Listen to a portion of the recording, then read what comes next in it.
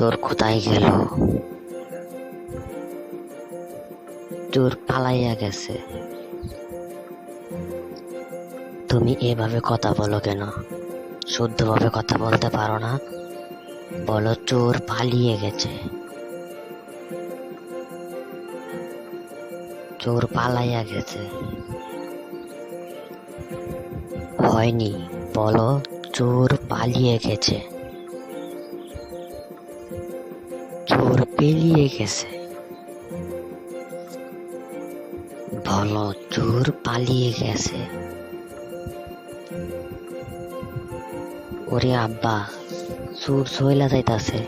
এখনো তো শুদ্ধ করে খাওয়ার সময় নেই, আগে চোর ধরেন। Please subscribe our channel, like, comment and share. Thanks for watching this video. YouTube channel, Pretty Cartoons Video.